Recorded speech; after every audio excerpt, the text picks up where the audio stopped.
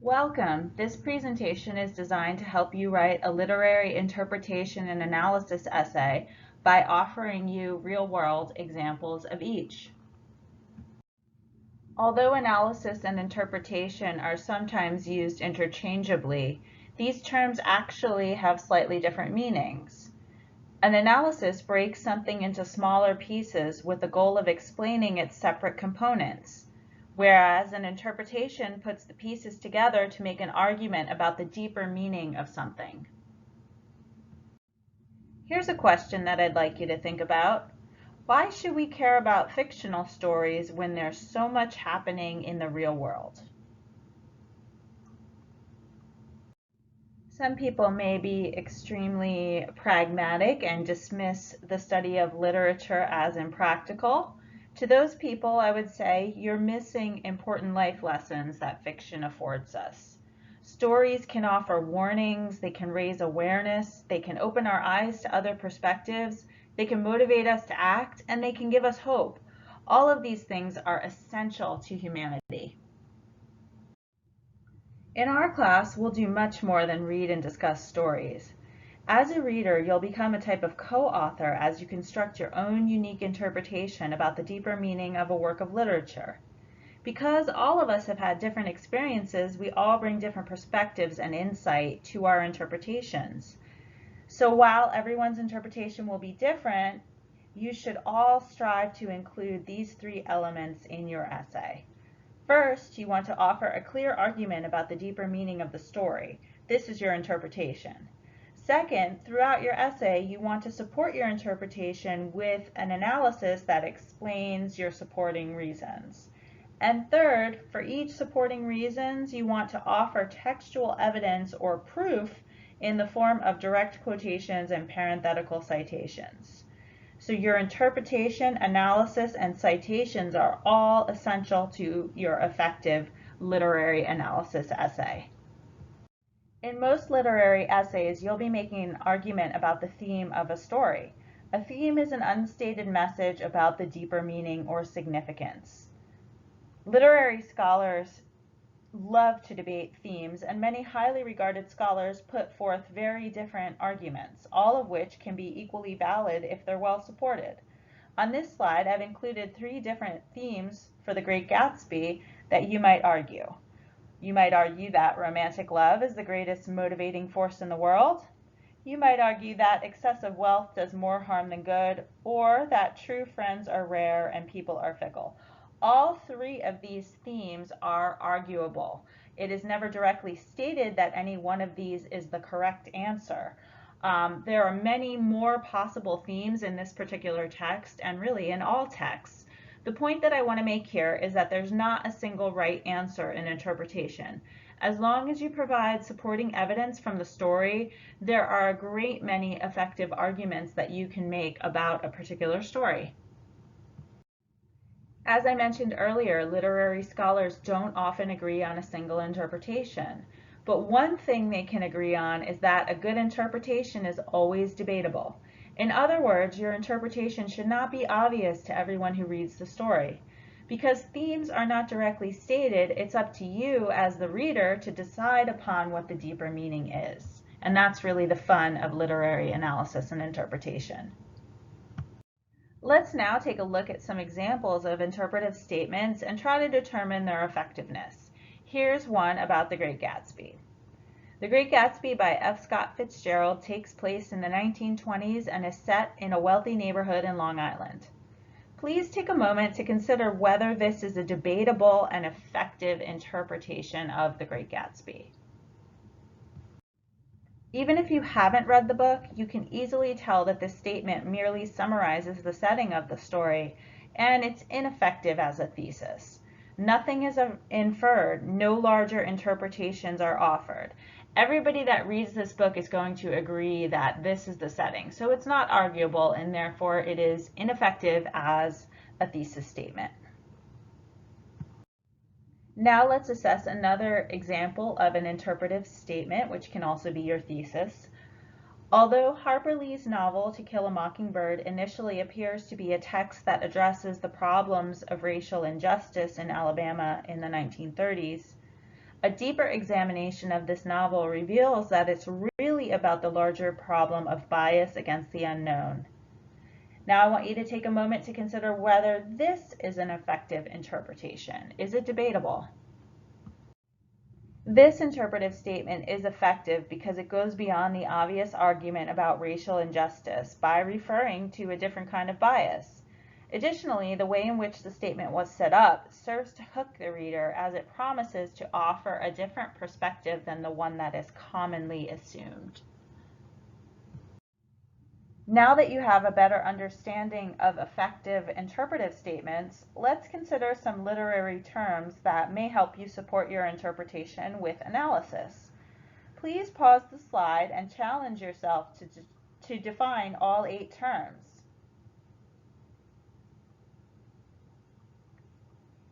So here's a quick rundown of the meaning of these terms. Plot is very simply the sequence of events in a story.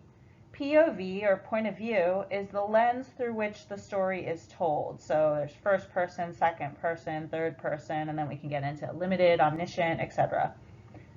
Voice is defined by the sentence structure, known as syntax, and diction, which is the word choice, of a story or a character. The character is a person or creature involved in the story. The main character is often called the protagonist. An archetype is a symbol, setting, or character type that recurs in different times and places so frequently that it is seen to embody some element of a universal human experience. So one example of an archetype is the reluctant hero. So you'll notice in many books that you read and movies that you see, the hero doesn't initially want to be a hero. He or she is reluctant. So that is an archetype, because it occurs commonly and frequently within different cultures. Connotation is the range of associations that a word may have. So this is opposed to denotation, which is the straightforward dictionary definition of a word. So connotation can offer different shades of meanings and associations. A metaphor is a figure of speech in which one thing stands for another ostensibly or seemingly different thing in order to show the similarities between these two things. So a writer will choose an interesting metaphor to make you aware of similarities. A symbol is a little different than a metaphor because it's a concrete object, a scene, or an action that has some deeper significance in a story. So again, those are very quick definitions. You can get into some more depth in the assigned readings that I've included in the course.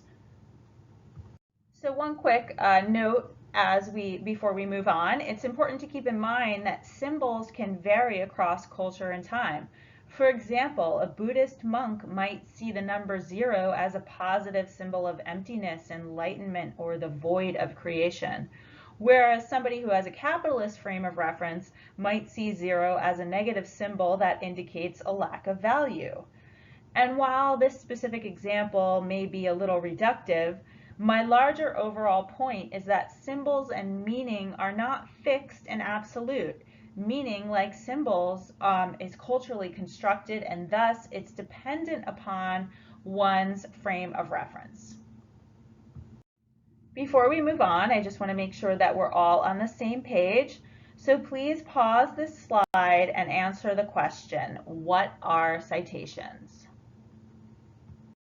A citation is any reference to an outside source. In our class, you'll use parenthetical citations in the body of your essay. In this slide, I've given you some examples of what you might put in a parenthetical citation. If you're referring to a book, story, or article with numbered pages, a number is all that you need in the citation. So inside the parentheses, you just put a number. This is assuming that you've already named the author in the opening of your frame.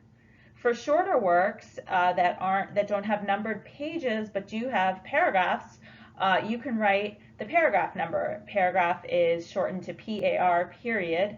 And one final option is that you might just put the author's name in your parenthetical citations. This isn't what I would recommend that you do, but these are a few of the many different options. In MLA, which stands for the Modern Language Association, you have a bunch of different options for your parenthetical citation.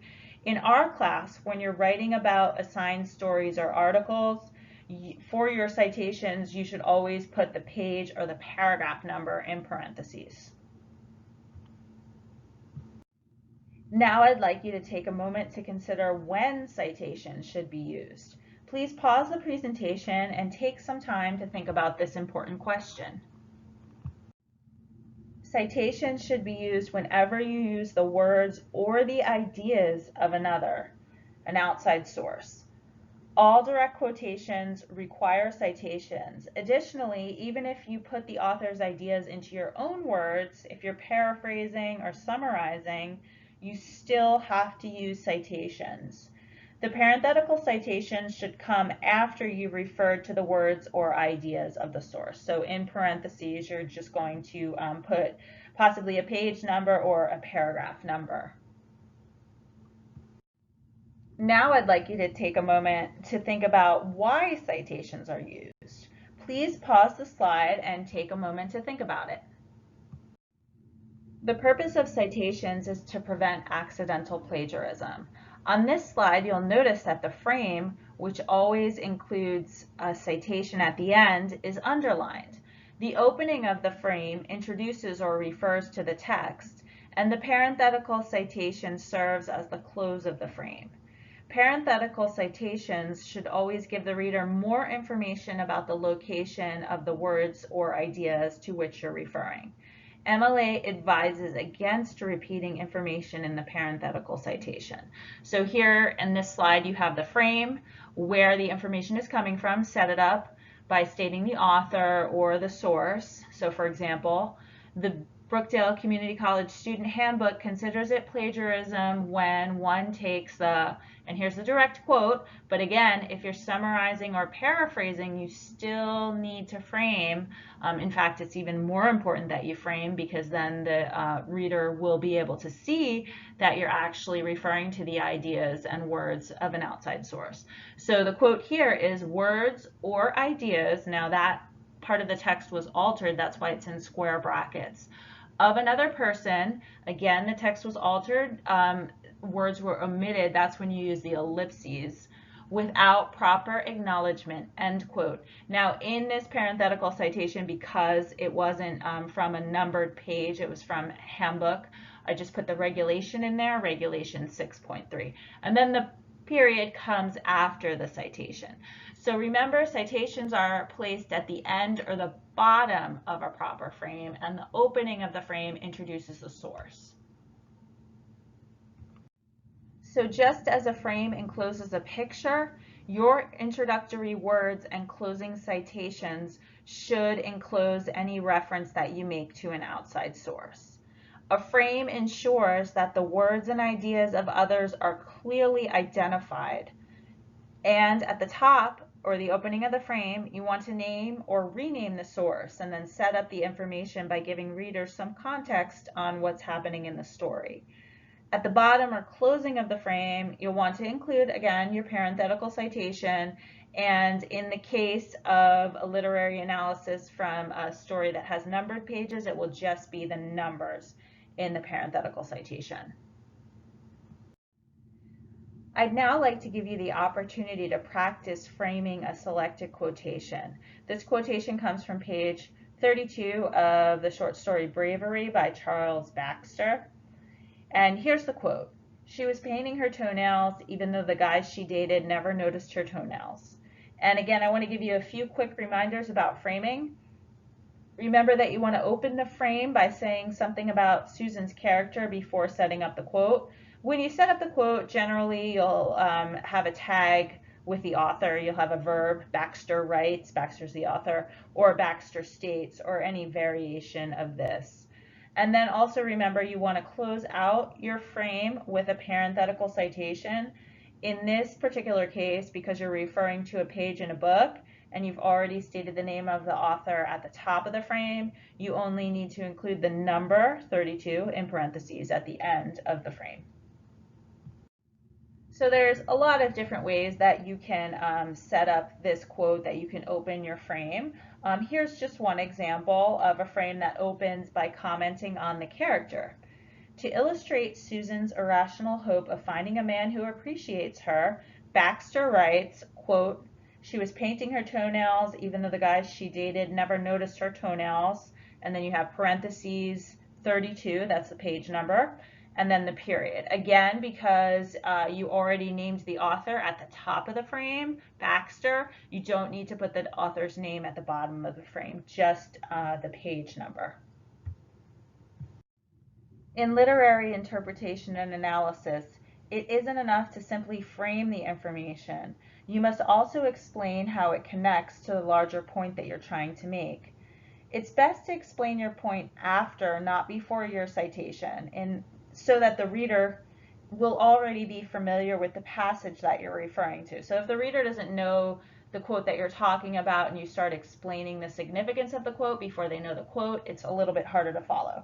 So just remember that. And then also remember, as a general rule of thumb, for every line that you quote, you want to spend twice as much time. So every line that you quote, 2 lines unpacking or explaining the quotation and showing readers how it connects to your point. So on this slide, I've highlighted the explanation in yellow, and you'll notice the explanation again is much longer than the quotation.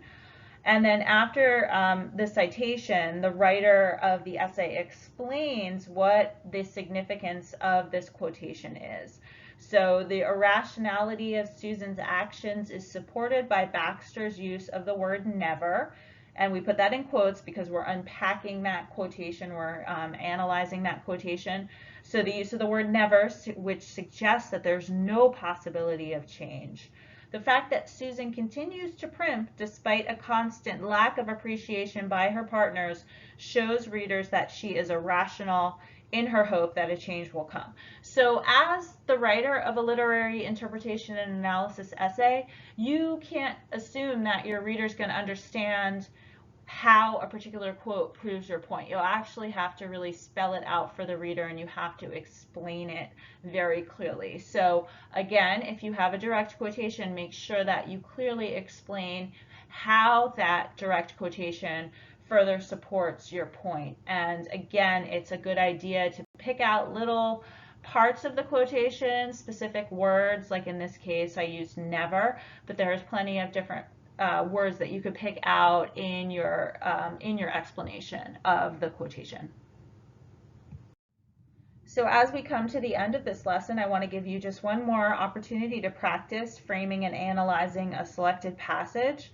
This particular quotation comes from page 232 of a book titled A Gate at the Stairs. It's by Lori Moore. In the passage, Moore writes, "We passed the Van Mares' old farmhouse, where they had decorated the front yard again in a completely random holiday fashion. Silhouettes of penguins, palm trees, geese, and candy canes all lit up as if they were long-lost friends at a gathering."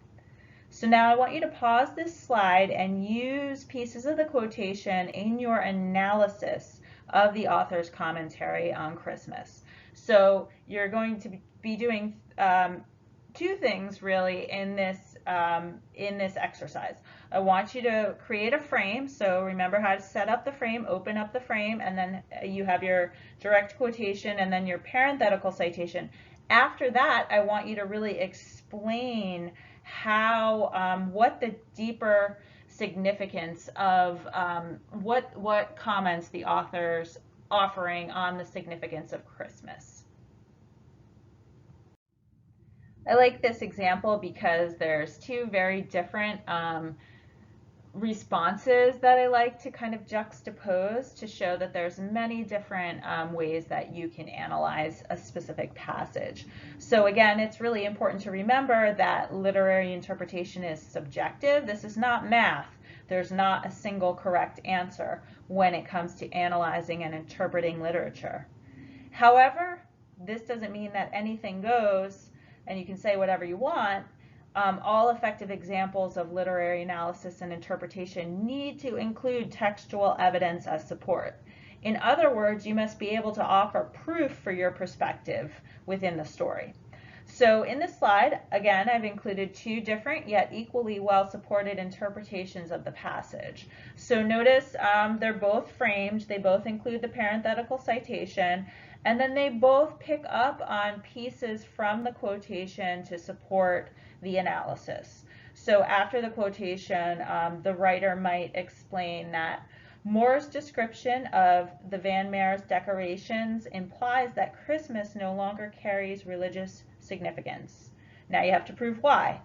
Instead of Christian symbols, there's a, quote, random, that's from the quotation, assortment of, quote, silhouettes, which are shadows and they're devoid of religious value. And then you have your parenthetical citation 232. Now let's take a look at this other response. Again, after the quotation is set up, after it's framed, then you go into your analysis. You might say, the Van Mare's yard proves that the holiday season is all about inclusion. Moore describes the, quote, geese and, quote, penguins, and that's from the earlier quotation that you just referred to, as birds that don't share the same habitat, but they're coming together to act like, quote, long lost friends at a gathering. So see how you pick apart that quotation and you use specific pieces of it to support whatever analysis that you have. And as long as you're referring to direct quotations, direct pieces of evidence in the story, you are supporting yourself. So you must have support. As we approach the end of the presentation, I just want to offer a few quick slides to recap some important points. Remember that in a literary interpretation essay, you're going to be making your own unique argument about the deeper meaning of a text. Within your essay, you should offer a clear explanation of the reasons supporting your perspective. This is where the analysis of direct quotations and literary elements comes in. Think of your parenthetical citations as the concrete proof or evidence that will convince your audience while also protecting you against plagiarism. Citations are a key feature of most academic essays. In this particular essay that you'll write for our class, passages from the story will be your main source of evidence and citations. Remember also that formal academic essays follow a typical structure in which the introduction and conclusion paragraphs offer a big picture overview of the essay and body paragraphs. And for each particular body paragraph, you're going to zoom in on a specific point that's within the big picture. In this type of essay, each body paragraph should have at least one direct quotation as support. I want to congratulate you on making it to the end of this lesson. I realize it was a long one, but there's a lot to literary analysis. I hope that this presentation has helped you better understand how to write an effective literary analysis and interpretation essay.